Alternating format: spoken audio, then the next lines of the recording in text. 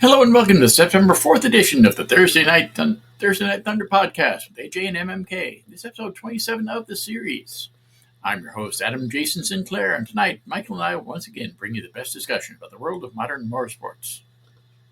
Connor Zilisch, one of the hottest prospects in NASCAR history, will race the Trackhouse Racing Chevrolet full-time in the 2026 NASCAR Cup Series. The 19-year-old Zilisch and Trackhouse Racing founder and owner Justin Marks announced Saturday at the International Speedway that they've reached a multi-year agreement for Zilisch to drive for the three-car team that has already won 5 Cup Series races this season with drivers Ross Chastain and Shane Van Gisbergen. 10 years of competitive kart racing, including a stint in Europe as an 11-year-old racer, gave the Mooresville, North Carolina native the tools to adapt quickly and move to compete professionally in early 2021. Since then, Zilisch has enjoyed success in every series he's entered. In the last 2 years, he won the 2024 Velux 24 and the 12 Hours of Sebring, as well as 5 ARCA races, 2 NASCAR Truck Series poles, plus a victory in the Cars Tour late model race. He also swept the pole and won the race in his Xfinity Series debut at Watkins Glen International in 2024. And his dominance driving the number 88 Chevrolet for Junior Motorsports in 2025 has been remarkable. He's won 7 times in 23 races and leads driver points despite missing a race after an accident at Talladega Superspeedway. Since returning to the driver's seat in Charlotte in May, Zilisch has reeled off 12 consecutive top 5 finishes, including 6 victories: Pocono Raceway, Sonoma Raceway, Dover Motor Speedway, Indianapolis Motor Speedway, Watkins Glen International, and Daytona International Speedway. He also added Portland International Raceway this past weekend. Marks raced against Zilisch in Trans Am competition and watched the youngster at the Trackhouse Motorplex go-kart track in North Carolina. Since signing Zilisch to the developmental program, he has gotten to know Zilisch as a driver and a person. Warren, Vice President of Global Motorsports Competition for Crown Motors, predicts that Zilisch's talent will lead to success in the most competitive racing series on the planet. Trackhouse has already raced Zilisch in the Cup Series 3 times in 2025. He recorded an 11th place finish at Echo Park Atlanta Speedway in June and showed tremendous speed at Circuit of the Americas in Austin, Texas in March and Charlotte, North Carolina Motor Speedway in May. Marks expect the team to announce Zilisch's car number, sponsorship, crew chief, and crew lineup in the coming weeks. The Trackhouse Racing story has been a meteoric rise in world motorsports. The Trackhouse team began competition in 2021 as a single-car race team with driver Daniel Suarez behind the wheel. The team achieved success on and off track in 2021, running competitively and reaching out to non-traditional NASCAR audiences. Its culturally diverse pit crews, new sponsors, and fresh openness are pillars of the Trackhouse philosophy. The team has expanded to 3 full-time Cup Series entries and has logged 13 victories since 2021, including wins by Ross Chastain at Charlotte in May, Van Gisbergen in Mexico in June, as well as the Chicago Street Race and Sonoma in July, plus Watkins Glen in August. Like I mentioned a moment ago, he did have a really good weekend this past weekend in Portland, and you were able to go see that race there live. How did you think it was, and what do you think about his last ditch effort to avoid the wreck going into the first turn? Well, at first, I'm super impressed that, he came off an injury like a couple weeks ago, so it was impressive to me that he was even out there. And so, that was really cool. But then to just see that in person, it was just really amazing. It was amazing, and he can drive. He can truly drive, and he really shouldn't have won that race. When he went off the track, I really thought he wasn't going to win. I thought it was over, but it was a good race, and then he pulled out that win, and it was just really amazing. It was amazing. It was something that I'm really grateful I got to see in person because it was really cool. It was really cool, and I was really happy for him. And everybody sitting around us was super happy. It was just really neat. We're going to do this a little bit in a few minutes, but this was the 5th time that NASCAR has raced there at Portland. Unfortunately, this is the final year that they're going to be racing in Portland, at least for the time being, as they've decided to move away from the racetrack next season to go on to they're competing in Darlington for the weekend. They were in Portland this year.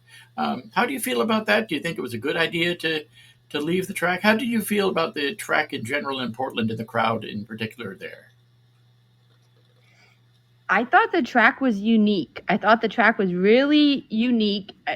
I'm going to be honest. The track wasn't as, as like beautiful, cosmetically and aesthetically pleasing, but I thought the track itself was unique, and I thought the racing was great.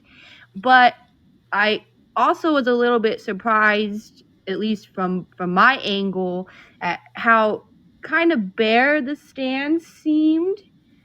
But there were a lot of people walking around and stuff, so I don't know if maybe they just didn't make it to the grandstands. But I was also a little bit surprised. It didn't seem like they had like a super great turnout, but everybody that was there was super kind and friendly, and it was enjoyable. But I do also think maybe they just didn't have maybe as good of a turnout as they needed. I heard that the purse for that race, if I heard correctly, to win was it was either 1.2 million that I heard, or 1.6 million. And so, I guess that's a lot of money. So I don't know. I almost feel like maybe they just didn't have quite the turnout that they needed, but it was cool and really good experience. So I think maybe the turnout itself, though, maybe just wasn't as great, but I'm not sure. Yeah, I think that might be something to do with it. I also know that that Portland itself has had some issues the past few years. They've had an increase in the homeless there in the downtown area, especially. It's not as clean as it used to be, and I think that is also a factor in them deciding not to return to the city next year. Do you have any chance to wander around a little bit outside of the racetrack area? I know you were staying right downtown in that close to the track as well. We were in Portland, downtown Portland, for like 10 minutes, and we came up to our first stoplight, and I really thought we were going to get hit by this car that was trying to drift, and it sounded cool, and he looked like cool, but it kind of scared me at first because we were just sitting at the stoplight, and then here comes this car, and I really thought we were going to get hit at that stoplight. And then we watched him as he kind of drove away, and that's all he was trying to do was drift. You could tell. But it is definitely an interesting, I think it would be a city, I think. Very interesting. And the homeless, it definitely makes you sad. There was definitely a lot of homeless, and the city itself, I think, could probably be maybe slightly cleaned up, but there is potential there. So I'm not sure, but there is potential there.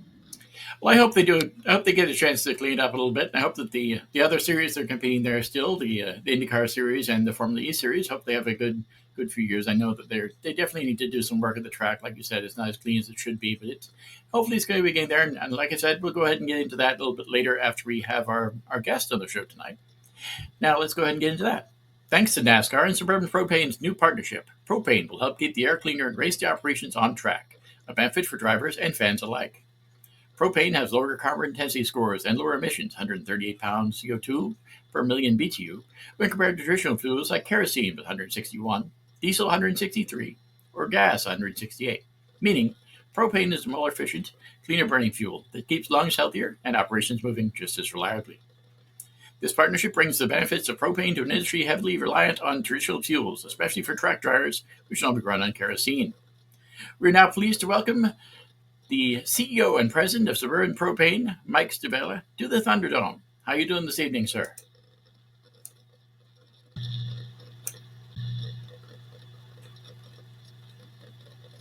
Great, Adam. Thanks for having me. Thank you for coming on.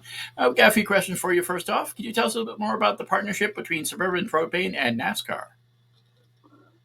Yeah, great.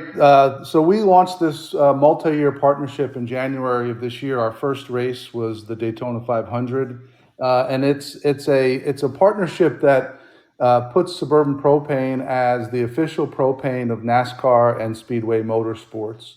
And really, what that means for us is we're providing all the propane for all of the about 19 tracks throughout the series this whole year, and that propane provides power to provide the track dryers that NASCAR converted from kerosene over to propane.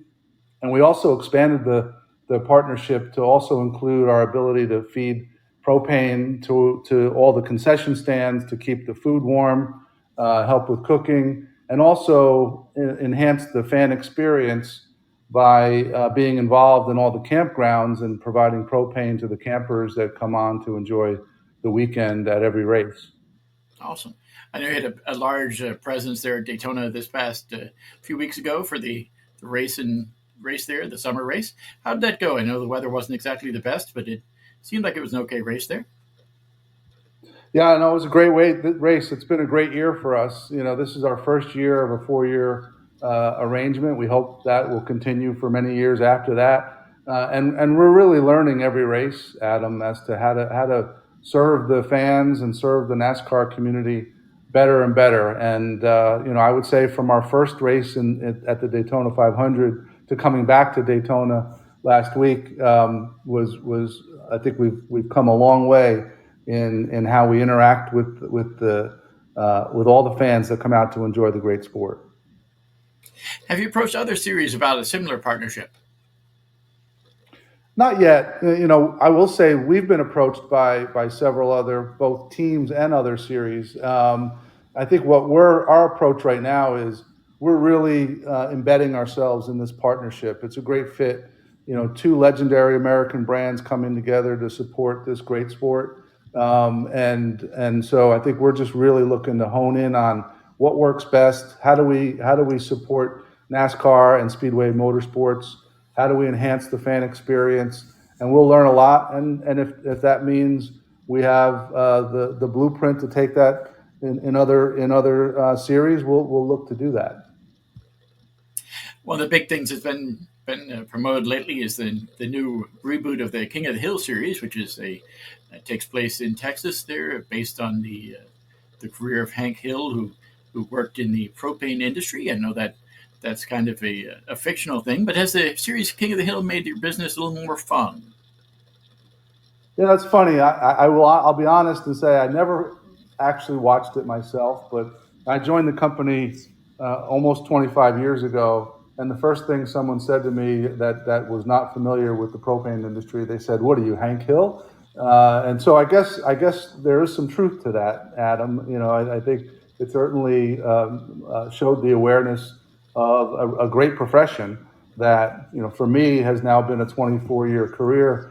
Just like so many other of our employees at Suburban Propane, one of the things we're very proud of is the longevity of the employees here, and it's an industry that is very interesting because it's a hyper local business where you really are embedded in the local community that you serve, and I think that is something that comes out in the show, frankly.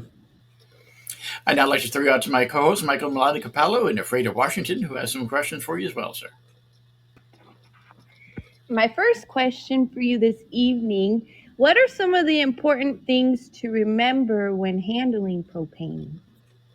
Yeah, the beauty of propane is it is really an easy handling energy source. I think most people equate it to their barbecue cylinder, and rightly so, but the propane usage is so much more versatile beyond just barbecue cylinders. But I think barbecue cylinders is a perfect example of why it is such an easy handling source of energy. At Suburban Propane, we take safety as our highest priority. And so we're always educating our consumers and our customers on different ways to ensure that if you detect a leak, and there is an odorant that's added to propane, so that if there is a leak, you'll be able to detect it. And the best thing to do is to call the right authorities and make sure that you secure, you bring in the right people to secure the tank. But the reality is, unlike other energy sources that are heavier fuels, that if you have a leak, they can tend to really make an environmental disaster. Propane is so clean burning, and if it does find a leak, it's going to evaporate into the air. So it really is an easy source of energy to handle, and I think it's something that consumers are very, very accustomed to because so many people use it every day. At Suburban, we serve 1 million customers throughout 42 states, so it is a very expansive energy source. Oh, wow. And how can you tell good quality propane from not as great quality propane? Well, the propane itself generally is the same specs. So there's not different qualities or different types of propane, if you will, unlike gasoline that has different octane levels. So propane itself, it's a byproduct of crude oil refining and natural gas processing. So generally, you get the same specs. What I would say is the differentiating factor is the quality of the company that you do business with. And Suburban Propane's been around for almost 100 years now. We pride ourselves on being the most attentive to the highest standards for safety, high customer satisfaction levels, and embedding ourselves in the local community and giving back to the communities that we serve. So it's really it really comes down to who you're doing business with and picking the right company to be your service provider. And you kind of touched on this a little bit, but I'm really learning a lot about propane right here. What are some of the many uses of propane? I know you said like your barbecue cylinders and stuff like that, but what are some of the many uses of propane? Yeah, so it's across almost anything that you touch. I mean, even just look at the NASCAR circuit. Here we are. We're providing propane for the track dryers, so it's providing the power and the BTUs to dry the track when there's inclement weather. At that same race, it's at the concession stand, so it's there for cooking and heating. We're providing propane to the campers for heating their RVs or for providing hot water for the temporary showers. It's used in the agricultural sector by farms and restaurants and government agencies, industrial uses for forklifts and at the ports and airports. I mean, it is really one of the most versatile fuels because it's very dense, so it can be easily transported, which is it's got its advantages for portability to bring it to wherever the energy demand is needed, and it happens to be one of the cleanest sources of energy. So it's really good for the environment as well, which is why NASCAR recognized as part of their sustainability initiatives was to convert their kerosene track dryers to propane to enhance air quality for the drivers, pit crews, and fans alike. And my final question for you this evening, do you think we could ever potentially see race cars running off of propane? It's certainly a possibility. The third most popular over-the-road energy source is propane today, behind gasoline and diesel. So there are lots of light-duty, medium-duty, even heavy-duty trucks, a lot of fleets that are already running on propane, a lot of school buses, first responder vehicles, food service trucks, you name it. There's a lot of conversion going on as society is seeking for cleaner sources of over-the-road fuel to replace heavier fuels like gasoline and diesel. And propane is one of those alternatives that provides the improvements in emissions and air quality. So it's very possible. And I think this first step by NASCAR to introduce propane into their track dryers, I think is a great first step. It'll get them accustomed to handling propane, and I think the innovation that can spur from there, you never know. So we'll see. If my listeners are interested in finding more information about Suburban Propane and your partnership with NASCAR and Speedway Motorsports, how would they go about doing that? Where would they find that information? They can go to our website at suburbanpropane.com and they can find out all about propane and Suburban Propane and our great history, as well as our partnership with NASCAR and Speedway Motorsports.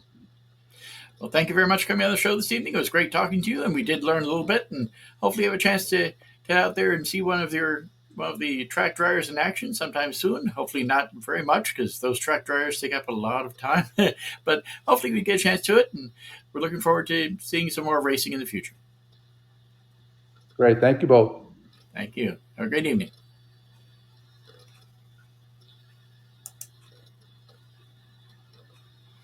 Once again, that was Mykkal Stivala, the CEO and president of Suburban Propane. I'd like to thank him very much for coming on the show this evening, and thank his people for setting up the interview. It was great to talk to him, great to learn a little bit more about the propane industry. Are you a race car driver, crew chief, pit member, track owner, or maybe you're just a huge fan of the sport? Contact us to get your spot on the show. After all, use your 15 minutes of fame, and we'd love to hear from you.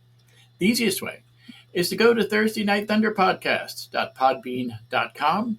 We've got a contact information section on there, and you can find out more information about how to get on the show, as well as listen to past episodes of the program. We are now up to 27.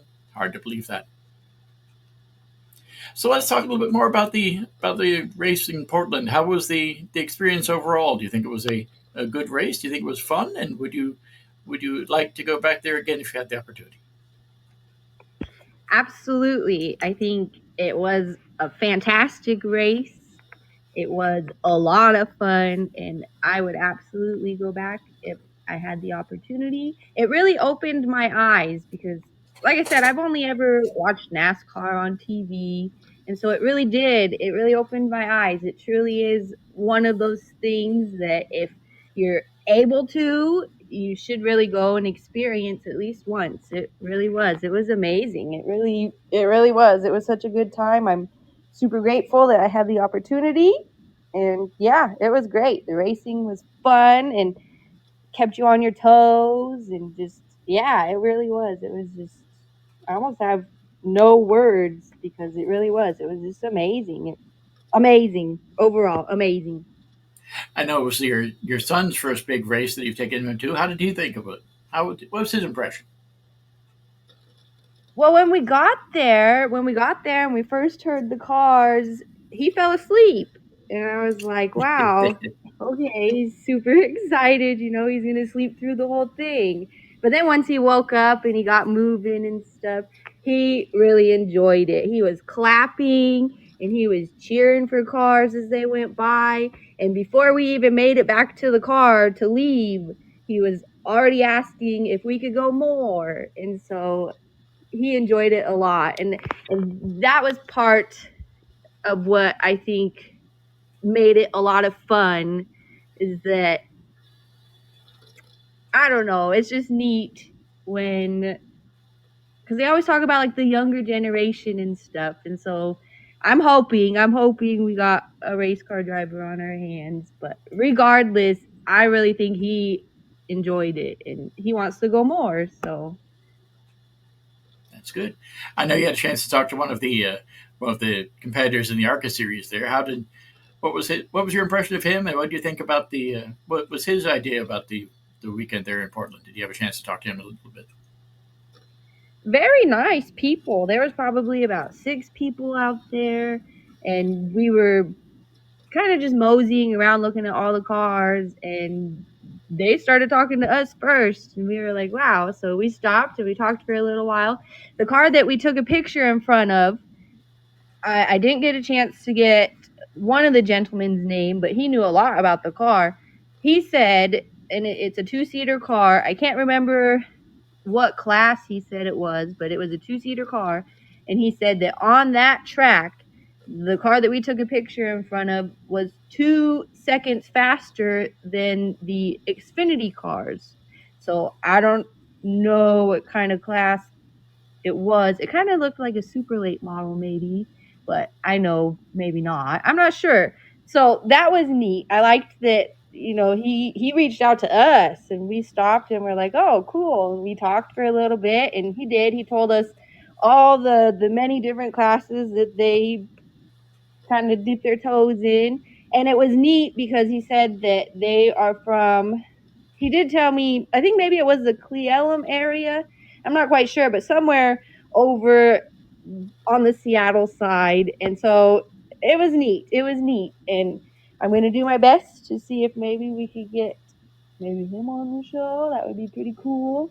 But yeah, it was neat. And it was, like I said, just crazy to me that the car he was showing us was faster than the Xfinity cars. So I'm not quite sure how that works, but I learned so much. I really did. I learned so much, and there were so many different personalities, and yeah, and it was great. And like I said, it was information overload. They were just talking, and I was trying to take it all in, everything that they were saying, but it was great. And I appreciated that they took the time to visit with us like they did, and yeah, it was just great.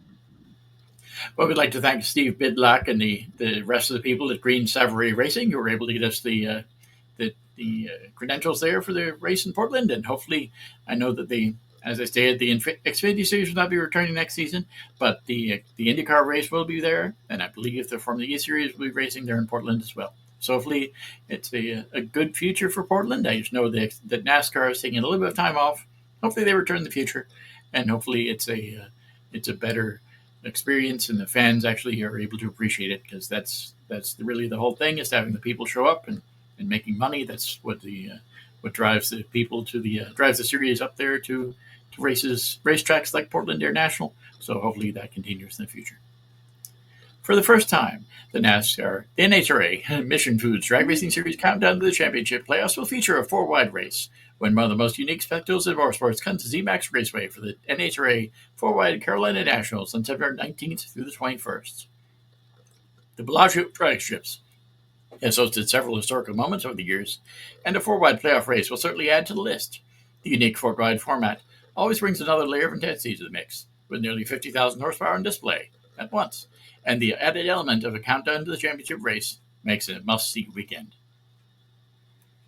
All the championship competitors in Top Fuel, Funny Car, Pro Stock, and Pro Stock Motorcycle will qualify twice on Friday and Saturday, with eliminations at the key playoff stop set for Sunday. Add in the wild, unpredictable, and thrilling spectacle that is 4-wide racing, and it's a race no fan should miss. Last year's NHRA Carolina Nationals saw Antron Brown, Top Fuel, Austin Prock, Funny Car, Dallas Glenn, Pro Stock, and Matt Smith, Pro Stock Motorcycle, each claiming wins. This season's race will again be broadcast on FS1, including live coverage of eliminations beginning at 12 p.m. on Sunday, September 21st. Brown kicked off the 2024 countdown to the championship playoffs with back-to-back wins in Reading and Charlotte, en route to his fourth world title. He'll look to get hot again in the playoffs, going against a lineup that features points leader and racing legend Tony Stewart, who is in his season in Top Fuel.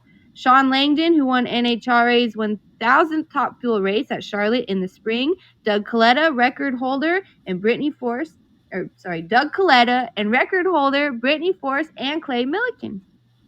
Prock won last year's Carolina Nationals when he defeated Matt Hagan.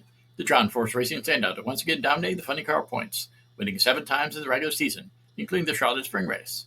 The points leader has his sights set on a consecutive World Championship, but won't be easy against a loaded lineup that includes former champions and former ZMAX Dragway winners Hagan, Jack Beckman, and Ron Capps. Glenn, an area resident, won last year over Aaron Stanfield. He also won the spring as the points leader looks for 3 in a row at his home track. Glenn and reigning world champion Greg Anderson have combined for 9 wins this season for the KB Titan Racing team. Both other competitors in the class, including former champs Eric Enders and Jag Coughlin Jr., were ready to take on the duo in Charlotte.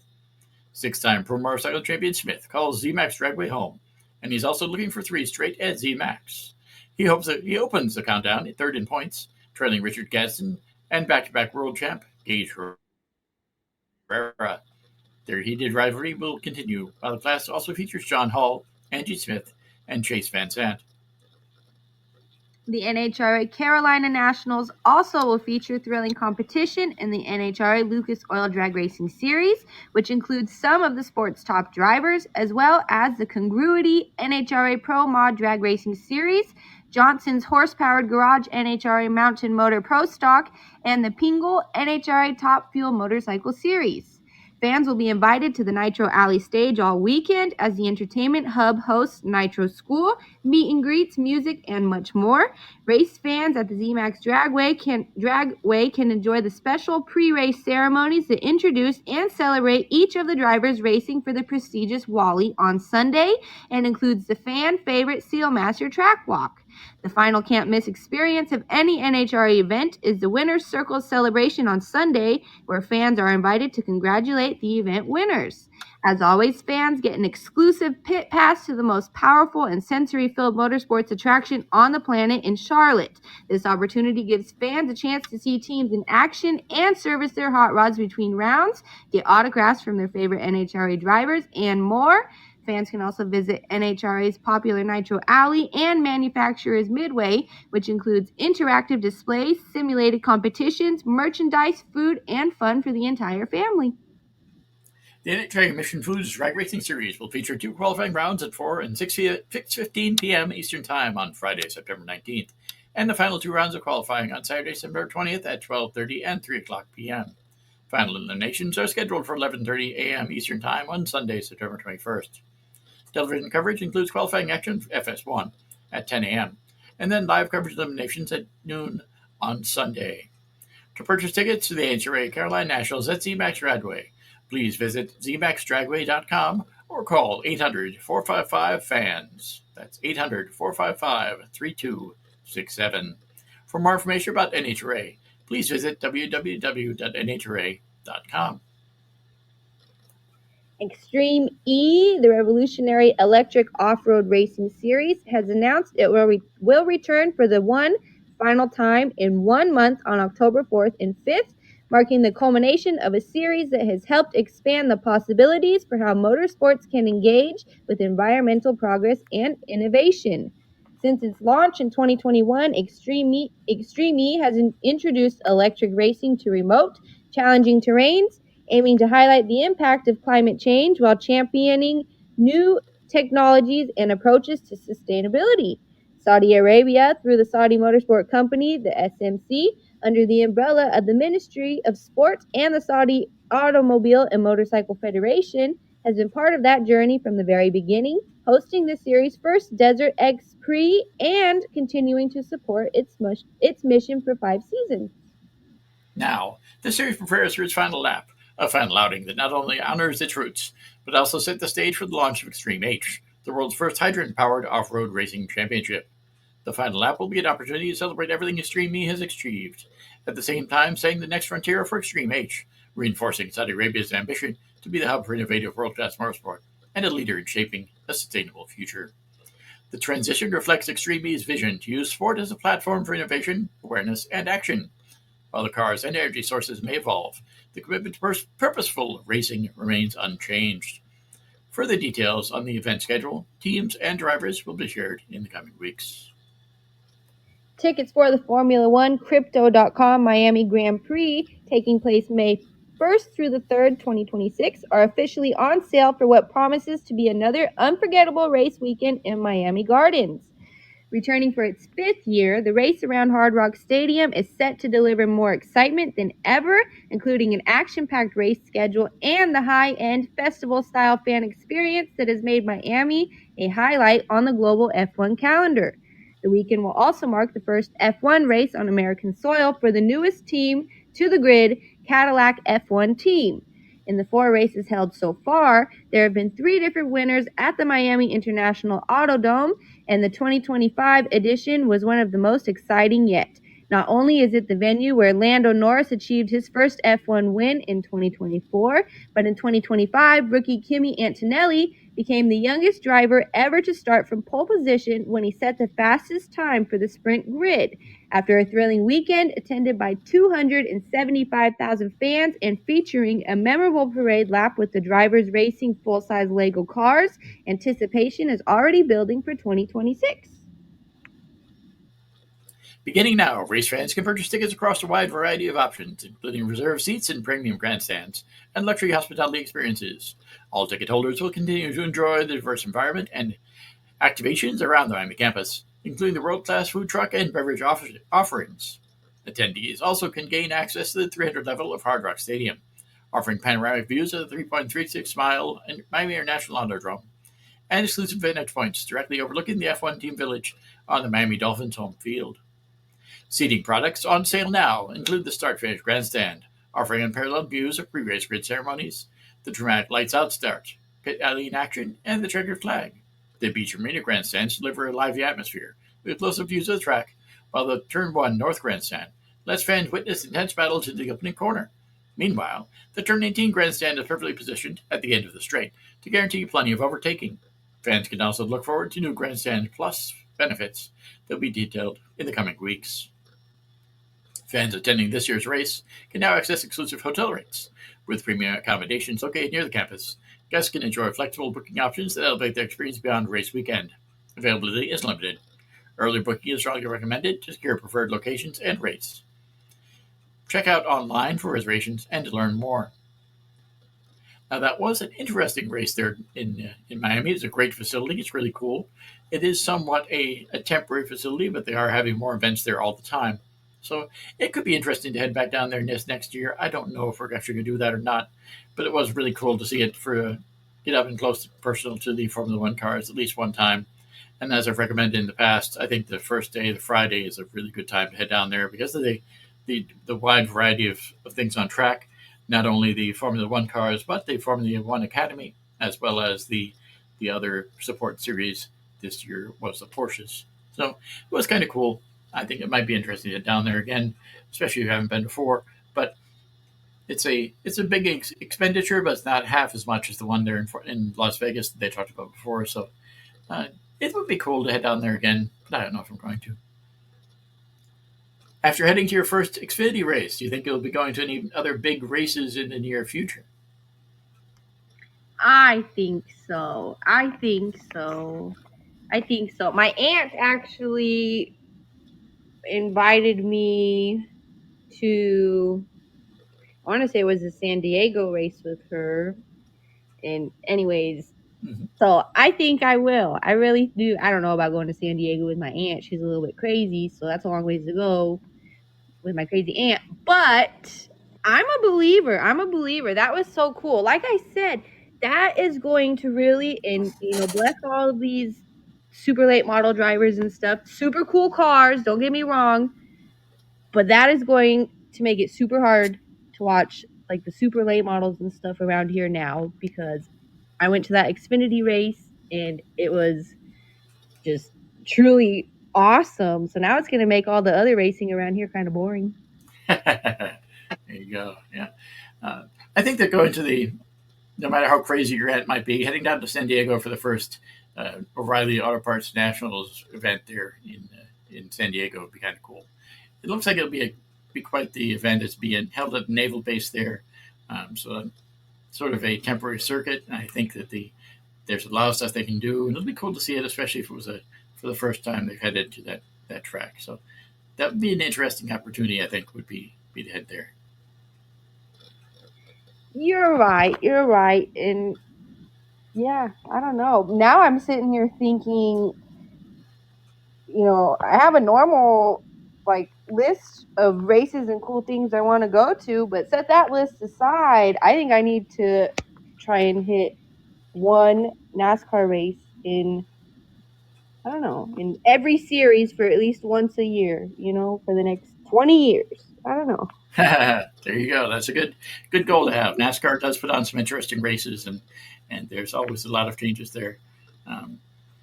Talked a little bit in the past about the lawsuits taking place with NASCAR. The current status of that is that it's complicated, but it seems like they're going to go to trial in December.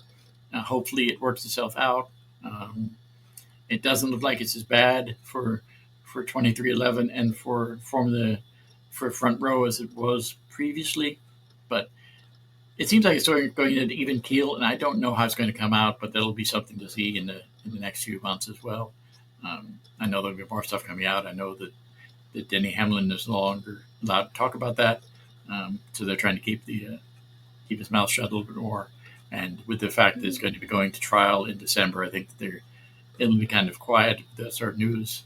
But hopefully it comes out and it works itself out. going to trial and pushing people out, like pushing out Mykkal Jordan and 2311 is a mistake. I know that people in NASCAR understand that, but they're trying to make a point, and I know that Jordan and the other people there are trying to make a point as well. Hopefully, it all works out and it doesn't end up making the series worse in the long run, and it makes it. But I think that they both have stuff to fight for, and hopefully, it works itself out in the end. Now, do you think if after it's all worked out and done, do you think everybody will be able to kind of move on from this and hopefully get yeah along? I hope so. I think it would be good if they could. So that's the big thing hanging over NASCAR's head that's going to cause them issues. But I think that hopefully they're able to work it out. Hopefully the playoffs work out okay and everything goes well for them. I know there's other big news in the IndyCar series. I know today, or yesterday, Will Power announced he's going to be leaving Penske after 17 years. He's going to be going to Andretti. Colton Herta, who's been with Andretti for more than a few years, pretty much his entire career, is now going to be going to Cadillac F1 to be competing there in the Formula 2 series as sort of their test driver. So in the hopes he gets into Formula 1 the next couple of years. He's had that hope for several years, and I wish him all the best. It'll be interesting to see how that goes for him. And there's a few other different things taking place in the IndyCar paddock as well, which might make IndyCar interesting next season. Kind of why I'm thinking that we might be a good idea to head over to St. Pete again, especially with the fact that the Truck Series is going to be running there. That's really one of the big draws for me. But the difference in the teams will be interesting too. We'll make that decision shortly. So that race is taking place in next spring, sometime early March, I believe is when it is. So. But there's a lot of different changes starting to happen in racing. There'll be a lot of announcements coming up in the IMSA as well.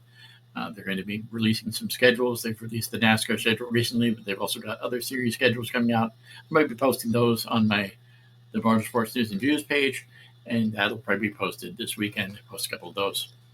Again, we'd like to thank our guest this evening from Suburban Propane. We'd like to thank the people at Green Savory Motorsports for providing the media credentials for last weekend. And we'd like to thank all of you for listening tonight. I know we had a fairly decent amount of people listening in, so hopefully all of you enjoyed the show, and hopefully you're able to, if you're interested, come on the program in the future. We'd like to have you. Just get in touch with us at the webpage, the Thursday Night Thunder podcast.podbean.com, and we look forward to hearing from you. Be sure to check out past episodes of Thursday Night Thunder by visiting facebook.com/SD Thursday Night Thunder. Listen to the previous episodes of this show at Thursday Night Thunder podcast.podbean.com or on Podchaser, iHeartRadio, Boomplay, Spotify, Player FM, or your favorite place to get your podcasts downloaded. You can also find the show on YouTube at youtube.com/forplums. That's FABORPLUMBS. If you'd like to support the show, be sure to check out the fan club feature on the Podbean app. More details about that can be found at facebook.com/SD Thursday Night Thunder. I also invite you to check out more news and information on my racing news site at motorsportsnewsandviews.wordpress.com. Posted a lot of stuff on there recently, and I'm going to be posting a lot more this weekend. Be sure to check that out.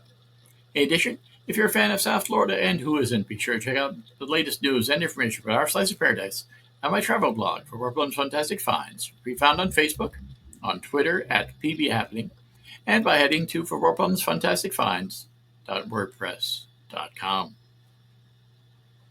Thank you for listening, and we look forward to seeing you again next week in the Thunderdome as we discuss the major issues in the world of modern auto racing. Thanks again.